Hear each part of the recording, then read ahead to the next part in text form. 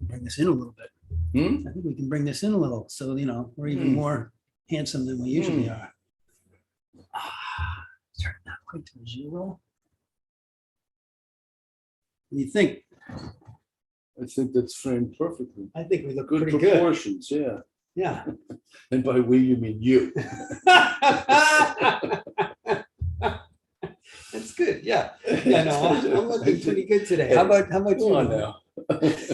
It's me. Yeah, I think you look good. I like Are your we jacket. rolling? Oh yeah, we've been Oh. rolling, you know, for 5 minutes here. Oh, that's too Well, we'll bad, see in a because little 10 bit. minutes ago, we were into something really provocative and We'll just make sure our volume's working properly. basic.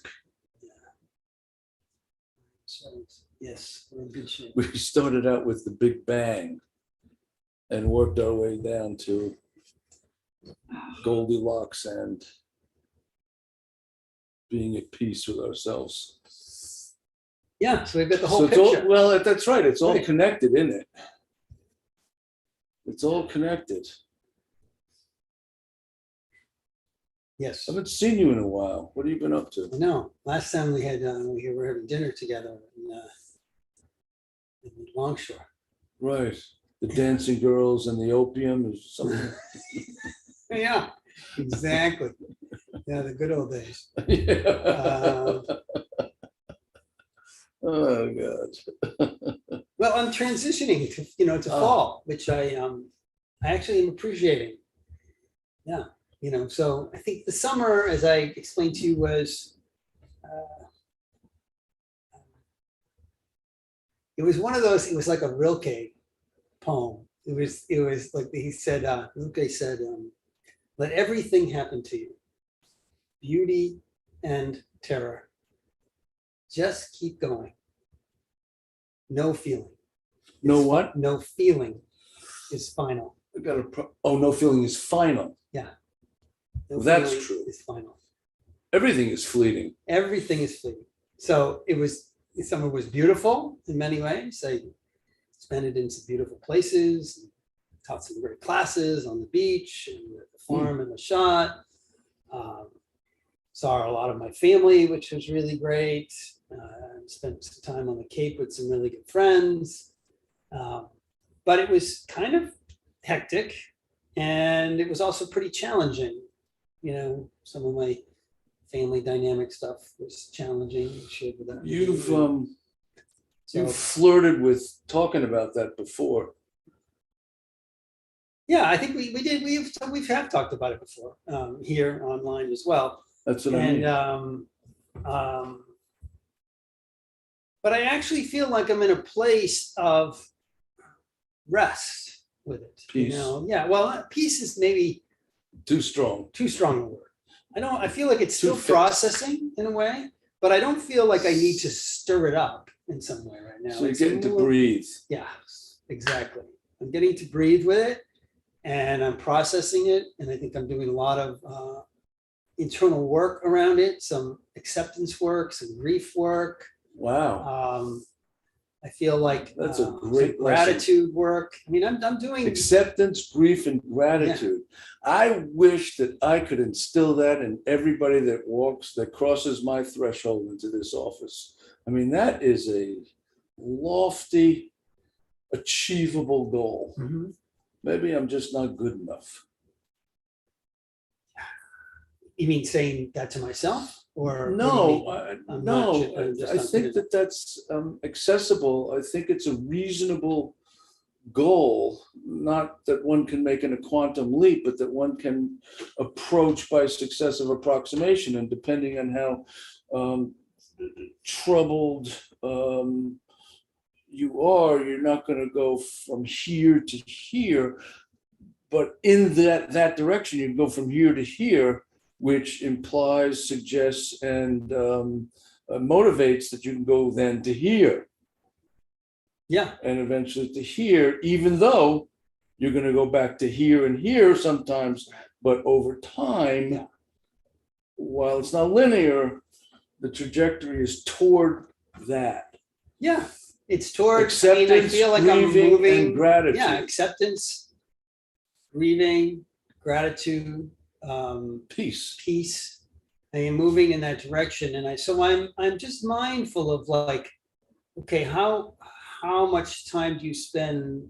I mean, I've shared a lot of the story with you, but at some point it doesn't matter, right? Because you're here in the present moment.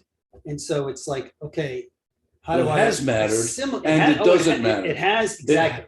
It mattered. It had mattered, Yeah. and it doesn't matter. Right. And so reiterating it doesn't necessarily help you process it more, because you know it. Right. You know it now, and it's in me, right? It's part of my experience. And I'm sorry. I meant to put a cover on this thing. My couch is deteriorating. That's what this is, and that's what that is in that bag. So. Right. Yes. Okay. I was like, oh, I'm shedding. Yeah. Well, it's all right. The good news is it's not toxic. I'm not worried about it. Just wondering what it was. So I feel this kind of again, peace and gratitude, and being able to see the whole picture and see that, you know, as we were saying, nothing is linear, so everything sort of ebbs and flows. And this notion of going backwards to then rebuild upon going forwards is part of the therapeutic process. You know, however that therapeutic process proceeds, it's like it's a sort of, it is literally like two steps back, three steps forward. That's the way it has to work, right?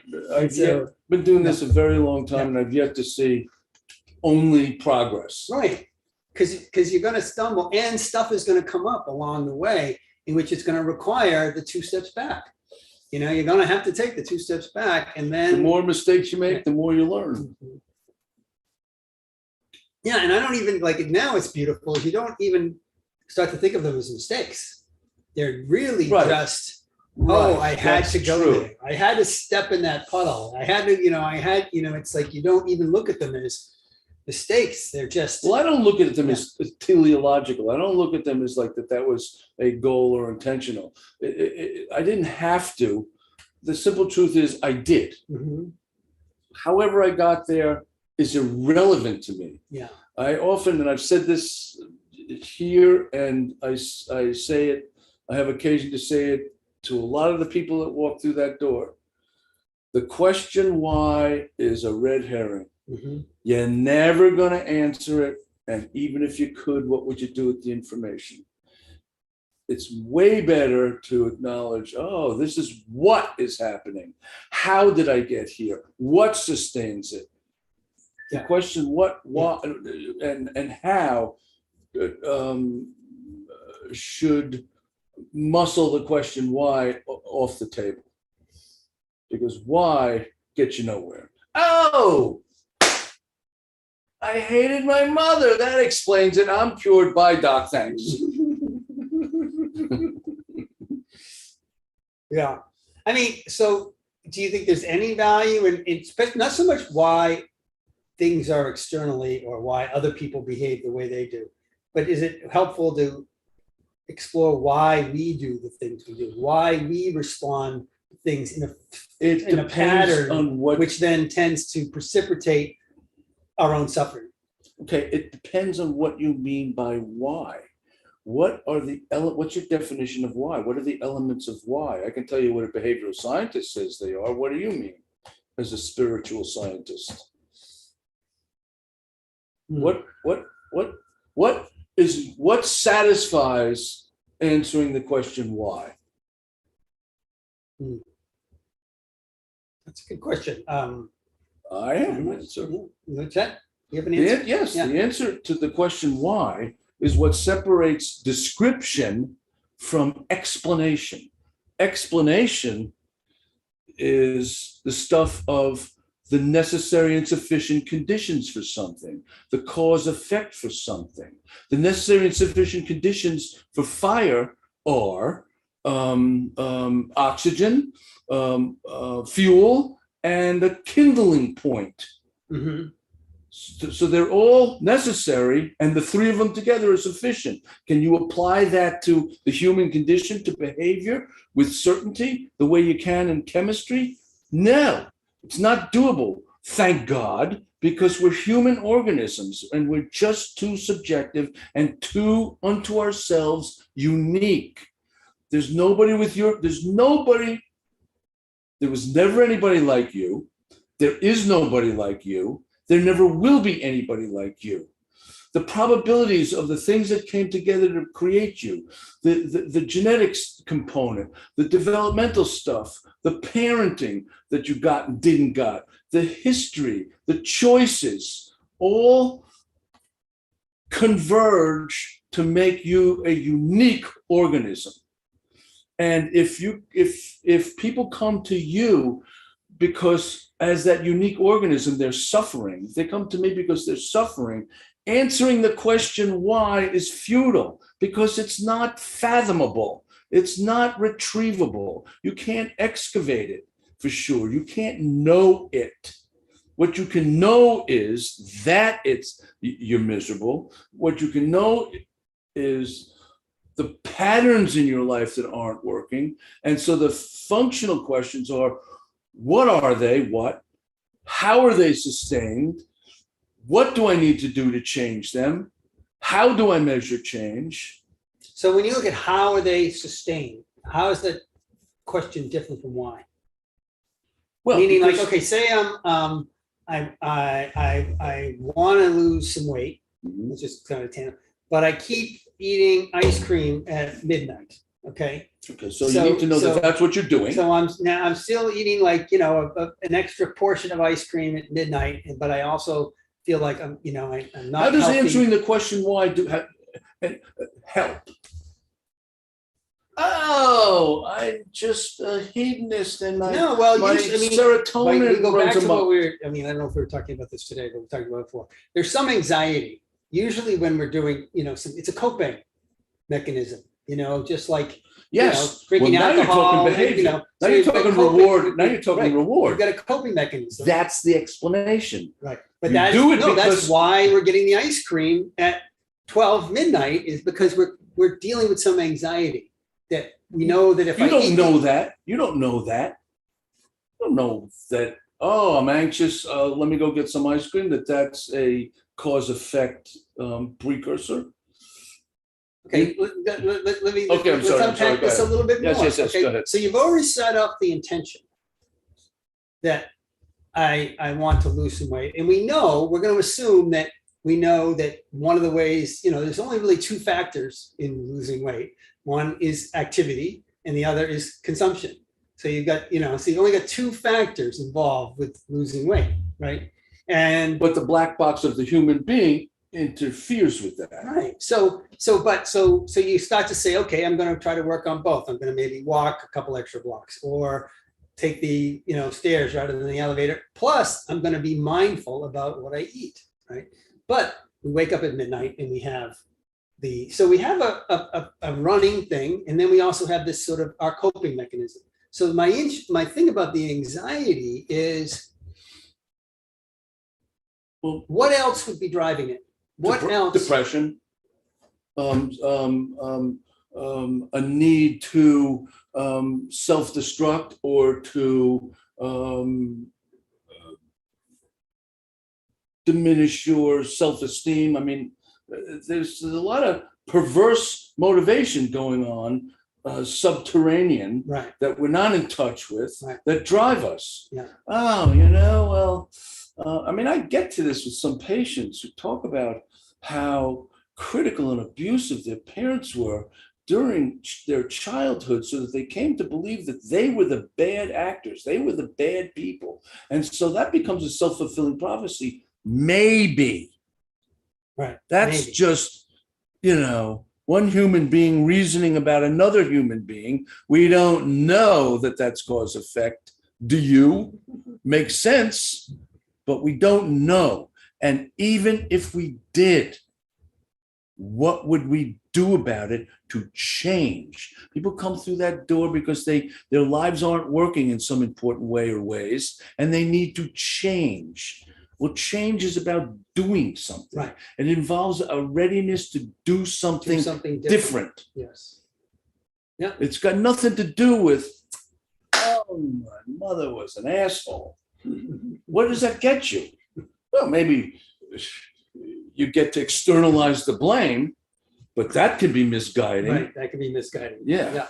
You're the source of your own Right. outcomes. No, we're the creators. Okay, so Yeah. so we're just talking So, about yeah. we're talking about how much we squander when we give a gravity to the question why. I agree with that. So I think there's it's like a balancing act in our self evolution of looking at those causes and effects and those patterns, and then also trying different things. You're right? looking Trying at what you different patterns. think, what you maybe even believe are causes and effects, but there's no way to validate how reliable that is. You can make sense out of it logically. You could be completely fucking wrong about cause effect. And then where are you? How do you use a completely wrong premise to fix shit? Or a premise that you have no way of knowing whether it's right or wrong to fix it? Why use that? It's folly, I think, but I've only been doing this 40 years. So Right. what do I know?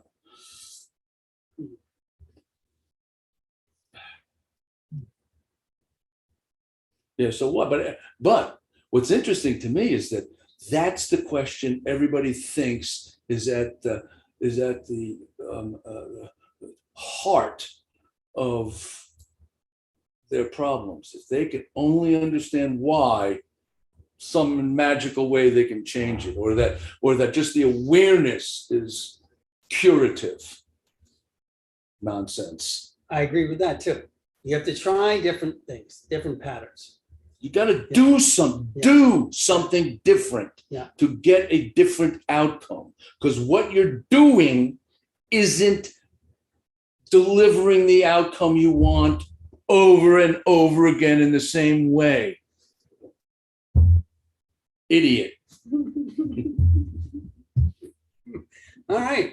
So we've got some feelings about this. Yeah, I think I understand. Yeah, no, I just think it's as complex and unknowable as it is. It's really simple.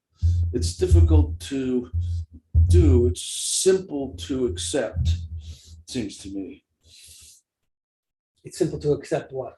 It's simple to accept that the process involves doing something different. Yes, but it also involves what you talked about: acceptance, grieving, and gratitude. Yeah. Those are interwoven in this tapestry, it seems Absolutely. to me. I think that those are Especially when really it involves helpful other people. tools. So those are tools, though. Those are sort of like, okay, how do we then we can start unpacking? How do I accept? How do I grieve? How do I practice gratitude? Yeah. It's like because you can kind of abstractly say, oh, you need to accept, or Yeah, you no, need to the grieve, words or don't you do need it. you need to be grateful. Yeah, the words But don't do that it. doesn't do it. You now know the tools, I'm persuaded but you have no idea how to do it. Well, I'm persuaded that what you do is more effective than what I do, because what you do, people surround you almost Socratically. They're learning from you because you're doing it. They get to model you. All I have is words. They don't get to see me accepting my difficulties. They don't get to see me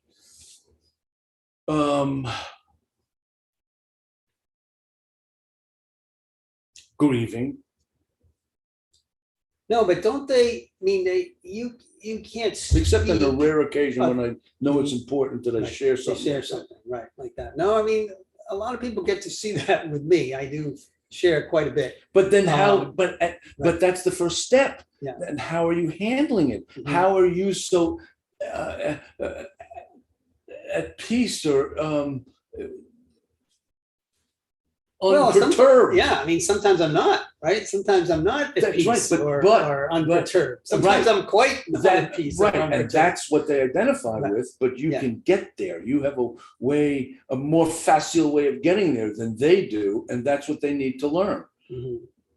Can they do it completely? No. Can you? No. Right. But you can approach it, which diffuses the closest, to whatever extent you can approach it, To that same extent, you're subtracting from the suffering. Right. Yes. And then that becomes the self-perpetuating It's loop rewarding as well. And I can tell you as a behavioral scientist, anything that's rewarding is likely to be repeated. Right. And anything that isn't is likely to be extinguished. You just need to be ready and open to change, to acknowledge a need to change, and to be open to how to do that, however artificial that will seem at first. Mhm. That's the same hurdle you, like when I first came to you, I'm going, I'm not doing all this fucking voodoo shit until I realized, I was open for it. Right. I needed something. Yeah. I needed But something. as you said, the scientist in you was pretty skeptical. That was among my first, if not my first sentence. Yeah. But I qualified that by saying, what I'm implying, what I'm doing isn't working. I've seen some evidence that can work, which I got from acupuncture, I think, at the time. And so that opened me to, hey, let's explore. And I was forever lucky to have run into you, who I learned from. Thank you. Well, we've learned from each other a lot. Yeah, well, that's what we're doing here, I guess. Yeah. But I think that's the only, well, I was going to say it's not the only legitimate way to learn, but it's an organic and more permanent way to learn. Well, I think if you can learn, as you said, patterns of behavior that bring us more amenable results, then that'll be reinforced. And that's all about acceptance. Yeah. And the precursor to acceptance is readiness. You can't go, oh, my life isn't working this month, I'm going to go do some yoga and fix it. You're not in touch with what's really, you're not prepared to make the commitment or the leap or you're just trying to just doing superficial lip service, Right. which I did that for a long time until I realized what I'm doing isn't working. So how many, like the percentage of people that come in here and sort of say, my life isn't working. If only something out there would change, then I would be okay. Like it's either if my wife would start treating me more kindly, or my job was different, or I got to go on vacation more often, or just what I find really interesting is that kind of ownership of that we are the creators. That seems to be a very big leap for a lot of people. It's elusive for most people. Yeah. Most people live and die and continue to externalize the blame. Right. What's your question? Well, the question really was, it's like, I think to do this work, to sort of say, like, okay, I am just going to look at my behaviors, my actions, my responses. They need guidance. I am going to look at that because, but you have to, the underlying premise is that I am driving the bus in this, that it's not, that's my job. Hurricane Ian or somebody else. That's my job, and that's your job. People come in here knowing only that their life isn't working. Right. They don't have the insight that they are largely the source of it. And moreover, that the truth of that is there's a competition that oh, it's not working because my boss is an asshole, or my wife doesn't understand and she doesn't listen and she's blaming me all the time, or my kids or life or whatever. They're externalizing the blame. Mm-hmm. And they come in here because they're miserable, and they have a sense in this day and age that whatever happens in this office, or whatever potentially could happen in this office, might be a solution, because they don't have any other idea of what else could work. And so it's my job to, it's like a college freshman going through orientation. Right. about what this is and what this isn't, and the work that they have to do. Not that I'm didactic about it.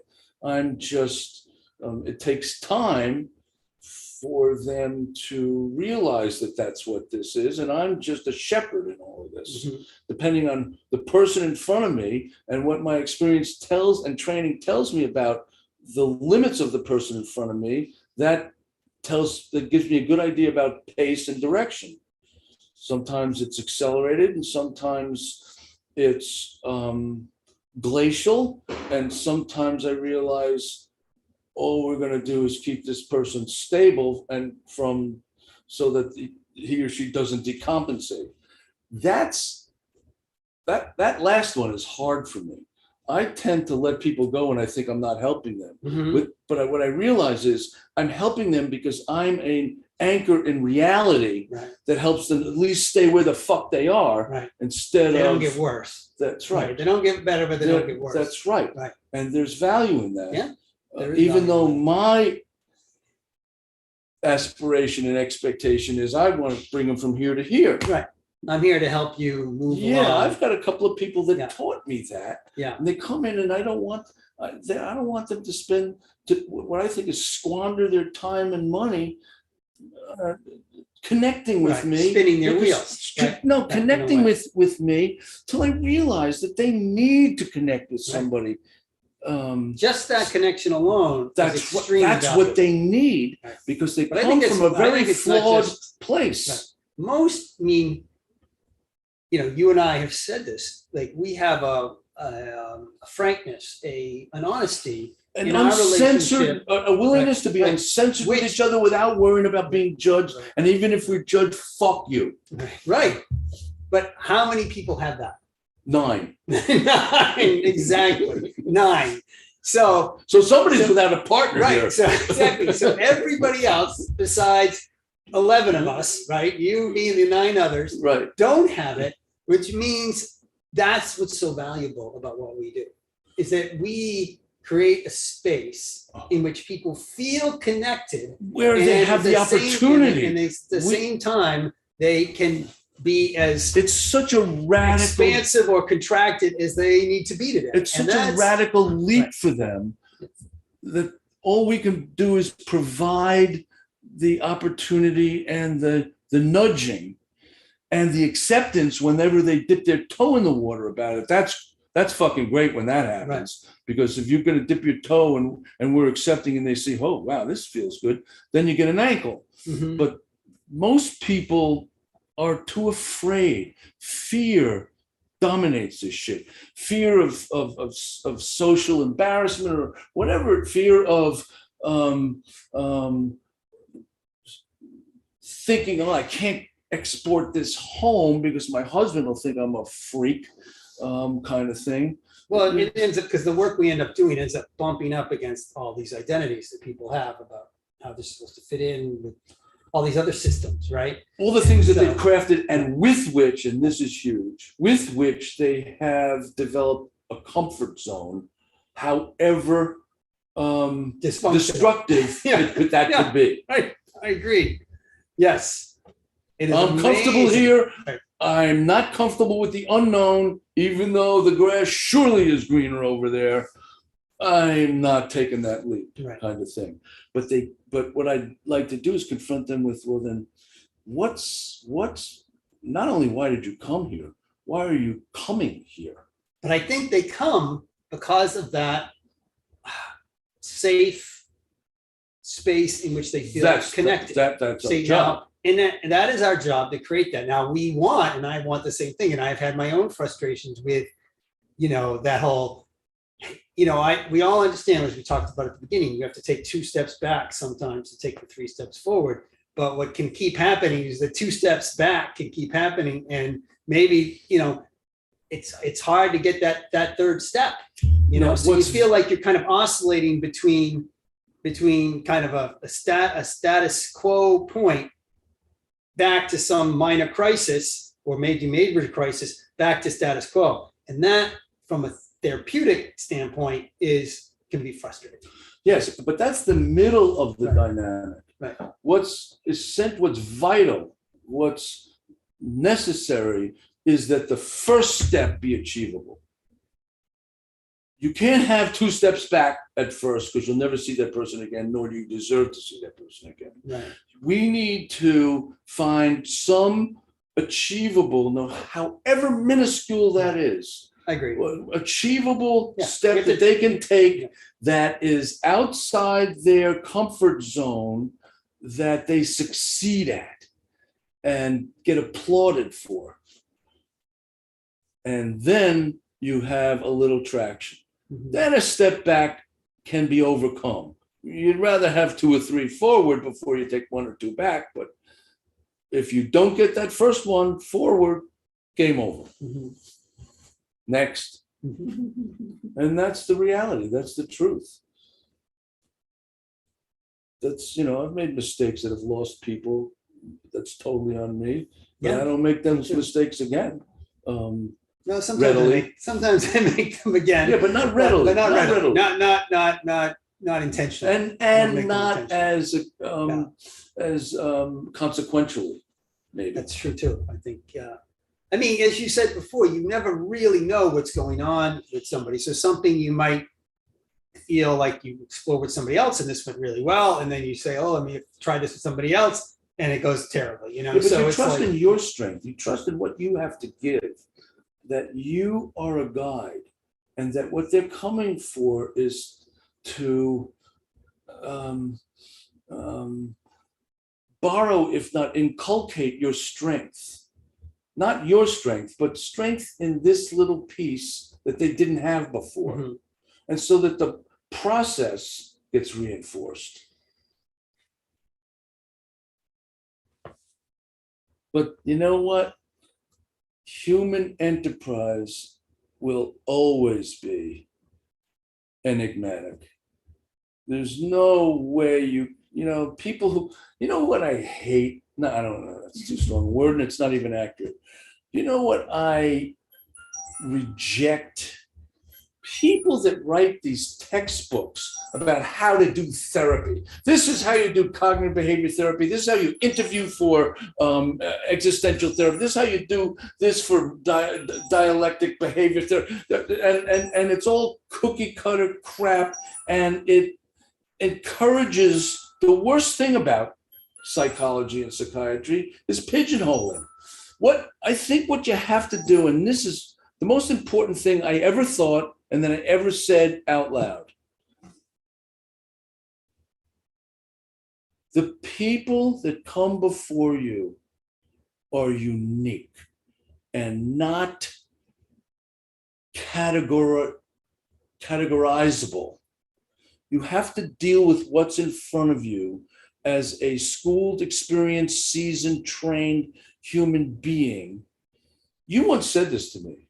You once said that, when you were guiding me and I was down here, you said you didn't think you were anything but here. And I corrected you, asshole. I said, you're at least here or I wouldn't be here. So you're at least here. Maybe we want to get here, but that's all I need to be. Now, I happen to believe that you and I, given a number of variables, our good brains and our convictions and devotion to understanding and knowing and caring, has over the decades seasoned us in ways that those younger than us are unseasoned.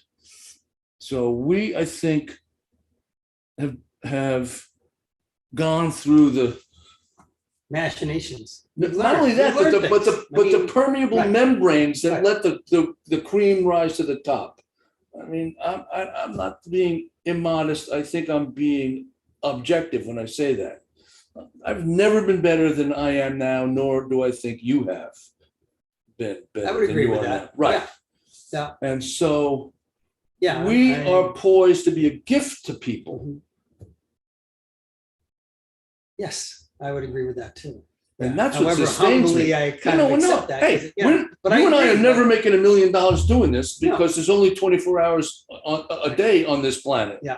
What we need to do is practice this shit on Jupiter, where we can really rake in. Right, where a day where you can That's a good idea. Yeah. So who's calling Elon Musk and send us out Right. there? Yeah. Send us to Jupiter because that's where we can really rake it in. So I don't know where we were or what we were really talking about or how we got on this. That crap. I may have to get there. Okay. You got Talk to yourself. I'm going to talk to myself. So we were talking about acceptance and grief and gratitude as kind of tools You know, I'm busy, that we right? can process. Oh, good. You didn't know about And that. so just listening to Norman here, Okay. we might have to cut this Anything important part now? out actually. And yeah. Is that Andy? Yeah. I mean, I can edit this part out. Right. Actually. You'll have to extrapolate. Yeah. No, I'm gonna cut this part out. So That's okay. No. Yeah. No. Whatever is human is mentionable. Whatever is mentionable is manageable. well, okay. I just don't want to, I'm not trying to invade No, your privacy, No, that's okay. So- I knew what I was doing. That's true. You did pick up the phone. And Right. still didn't turn it off for some reason. Not that I was aware of intending to do that, but isn't that interesting? That is interesting. So maybe you like to be interrupted. Well, there you are searching for why. That's so reflexive. Yes. Why? We're never gonna, why? Who knows why? Who knows even if that was intentional? Why? What a waste of time.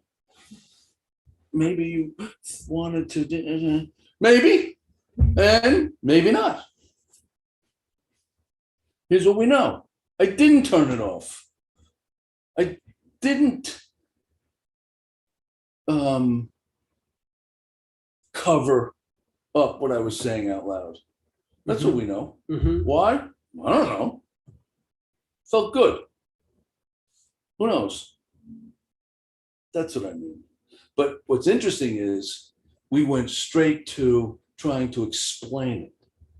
Yeah. And I stop at just describing it. Yes. And there's value. There's a relief in that. And not knowing why. Of letting go of needing to know why, Yeah. letting go of asking the question why, because you're not getting the answer, and even if you did, it's useless. It's a red herring. You know what red herring comes from? No. Yeah, red herring has to do with, if you can picture it, literally dragging a fish, a red herring, to take somebody off the right path and follow the wrong path. Whether it's a hound dog or whatever it is, anyone who's looking for answers coming after you, it's a way to fake them out and go in another direction, following the scent of the red herring that you're dragging on the floor. So That's my So understanding. you think asking why questions are just red herrings? And they're just trying I to do. take you off on some intellectual. Well, we've learned to need to explanation. know that. Right. I think a lot of that comes from Freud. Everybody bought Freud hook, line, and sinker. He's in terrible disrepute now, of course, because there's very little that's scientific about him that would be acceptable in science. But he was one of the great thinkers, up there with Copernicus and Darwin, who said and pointed out that man is not the center. Copernicus said man is not the center of the universe. Galileo, they killed his ass because he said that that everything revolved around the sun, not around Earth. And the priest at the time said bye. Darwin, who said human beings are not special. You're just an organism on a phylogenetic scale. Right. And Freud, who said you're not in control of nothing. It's the conflict-driven subconscious, id, ego, and superego that determines what your behavior is. And I'd put Skinner in there too, who says, there is no black box, there is no mediation. You are just a function of rewards and punishments, of course. So Darwin lives, Copernicus and Galileo live, Freud and Skinner, not so much. But the legacy of Freud was that there is some unknown and or unknowable drive that would explain why we feel what we feel, why we do what we do, point us to an understanding that would help fix everything. He didn't fix anyone in his entire lifetime. Well, it was a pseudo explanation. Is there fixing? I mean, okay, so there's a difference between fixing and finding relief. You see what I mean? Yes, I surely do. So I don't think I fix anybody. There's nobody I'm fixing. You're not fixing me. I was being glib about it. But my point is that to think that we're fixing anybody or curing, let's say. Even like all we're doing is giving people a broader perspective on their experiences and other choices and saying, oh, well, let's try this now. And let's do some pranayama now. Let's do some meditation now. Let's do some. And how does that feel? Right. And how does that feel? Right. And then, but I'm still a little curious as about like, okay, like, can we just unpack for a second this phone call a moment ago where it's like the phone rang, you continue to talk, and then it rang again. And so now I think it's the same person and it's urgent. So now I have to get it. But you didn't think so it was just like checking on something that you thought might be urgent. Yeah. As opposed to, I want to stop that interruption. Oh, no. The only thing was, my interpretation was, oh, this has a shot at being important. Okay. That's all that was. Right. And, okay.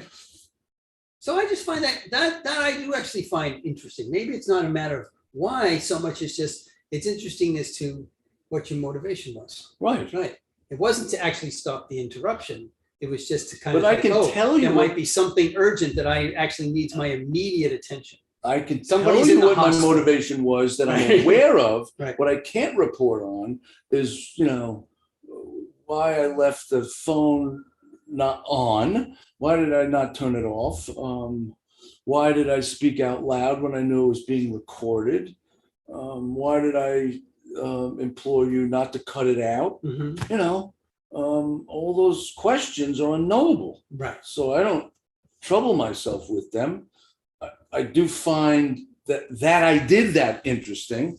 Okay, next. Right. Well, that's interesting. How about them Yankees? This is my next thought. Right. I agree. Yeah, let's deal with the shit. No, I mean, I think I agree exactly that. I don't know. I mean, you must deal with people though who repeat certain patterns. Oh, like the pattern of your phone is pretty innocuous, but there are certain patterns that people repeat over and over again that cause over and over again suffering. People, for example, right? And you never go to why do you keep making that choice? No, you just say stop making that choice. You're doing a Bob Newhart. I point out that just stop doing that. No, I point out that they're doing it, and that it must serve some perverse need, but that's why the perverse need. Saying you have a perverse need, but I don't go past I don't go to explore what the need is. You just say, you must have a perverse need, and then end of sentence. You just no. First of all, I don't give them even that. I say. This is a repeated outcome. Mm-hmm. I wonder what's in it for you. Isn't that asking why? No, it's asking them to explore whatever satisfies them about it. Maybe. For me, that still becomes a why question. Okay. I mean, that's what satisfies you about doing that? I mean, because let's go back to the ice cream thing. So you're having the ice cream at midnight. And all this shit is going on in your head, which is like, oh, this ice cream tastes so good. It feels good. It feels good. So it interrupts how bad all but at the same ruminations. time, you've got all this guilt about the fact that shouldn't be getting up at 12 o'clock. It's all going on at the same time. No, it's not at the same time. People think that humans can multitask. That's bullshit. There's no such thing as multitasking. You may shift quickly and imperceptibly from one thing to another, but you are not doing two things at once ever. So it's not. That's okay. I agree with that. Right. So what happens is you're having the ice cream. Right. And while you're having the ice cream, you're having this primal, great fucking feeling, which interferes with, interrupts, and blocks whatever it was that drove you to needing to have that interlude.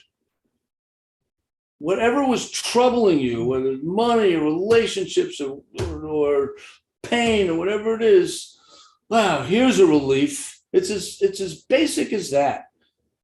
No, it's not as basic as that. That's as basic as we're going to understand, I think. Mhm.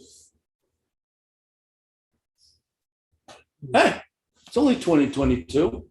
We're not mapping the brain anytime soon. That's for sure. Right.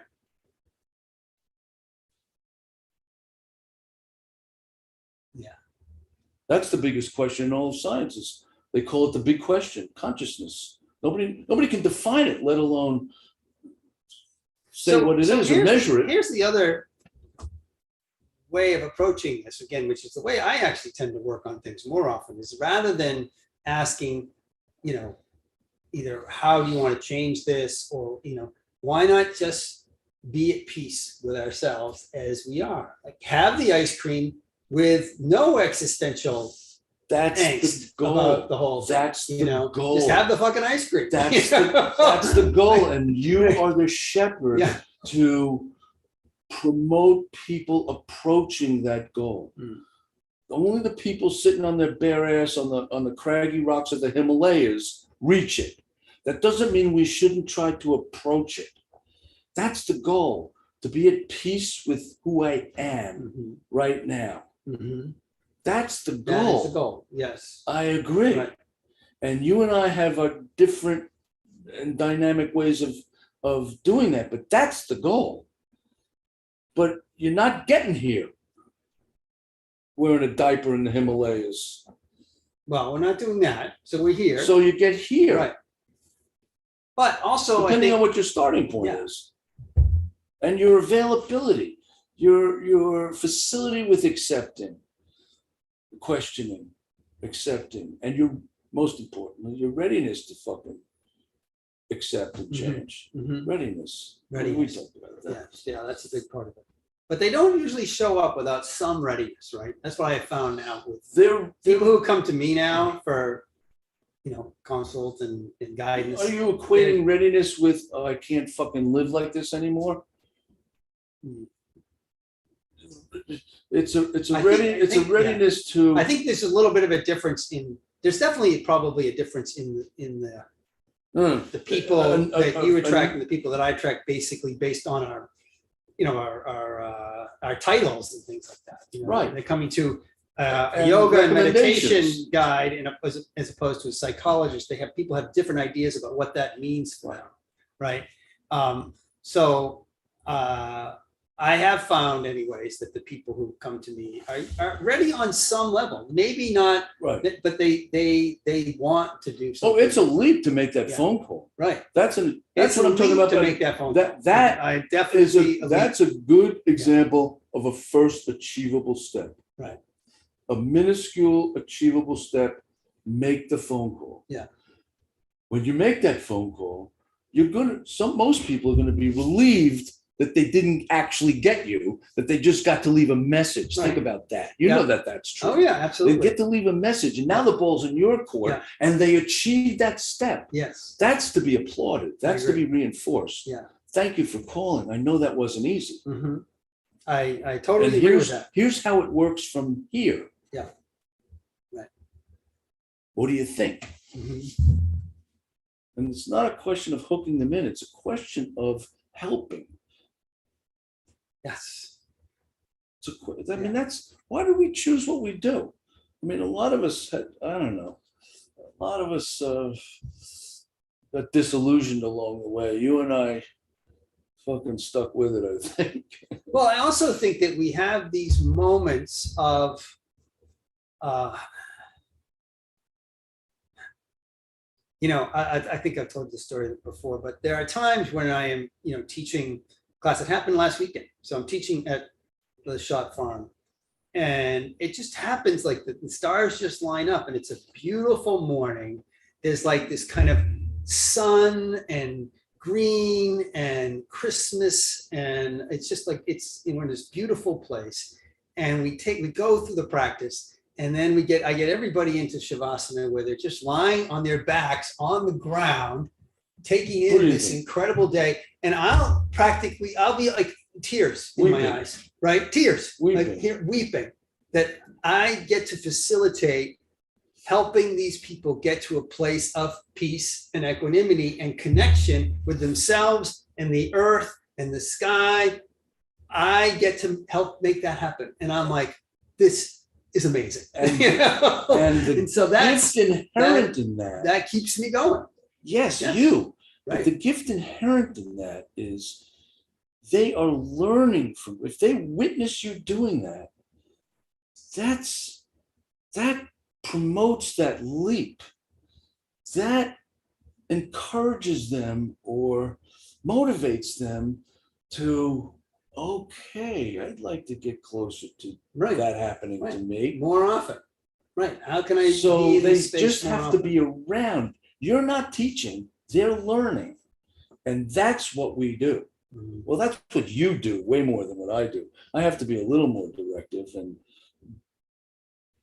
I mean, I think we're both, there's a lot of guidance in what I do, right? I mean, there's a lot of guidance, but a lot of that moment there is all transcendence. That's all about being present to the energy and reality of the moment in a way which is transformative, and so, it shows but the it takes a setup. There's a people, setup to all that, which I am facilitating and guiding. Right. It doesn't just, but then it can captures happen you. without anything happening. It captures you. But the whole reason why people come to my class particularly regularly is because I help get them into this place where that experience can happen.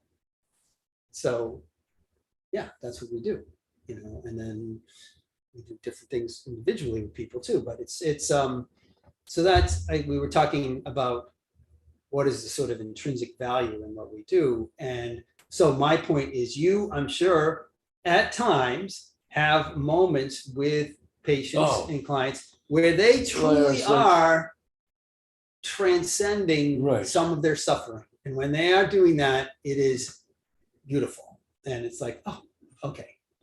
And it reinforced, wow, I may not always be on the right track, but at least I sometimes am on the right track. So I must be doing something. I must be paying attention to something right. I think also and that happens more and more. Right. Well, that didn't happen so much 25 years ago. I mean, just creating, as we talked about earlier, that space in which people can just go, okay. Thank you. They can sort of let go of that sort of sense that I am not measuring up in some way. Most people are walking around shut up and let go and be. Right. And so, I do it in a certain way, you do it in a certain way, but a lot of it is like, one of the things you used to say that I would always aspire to do is you would finish sometimes by saying, and you can always go back to this place, implying on my own. Yes, implying on your own. This place is always actually available. Right. That it's not just coming in here once a week. You got to export it out there. That's the real gift, is when people can kind of remember that place is actually already within them.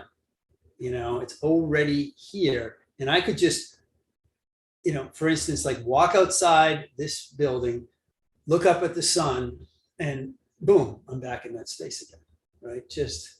And not that you even have to do that, because it's actually right here in this room too, but little things can help push us in that direction, right? Push us back into a place of presence, back into a place of gratitude, back into a place of peace. This is what meditation practice is all about, right? So we can do that anywhere, right? With ourselves. And the world. As it is. As it is. Yeah. That's a good place to stop. Yeah. Thank you. Namaste. Have a great afternoon. Yeah. This is a good one. I think so. Yeah. We're going to find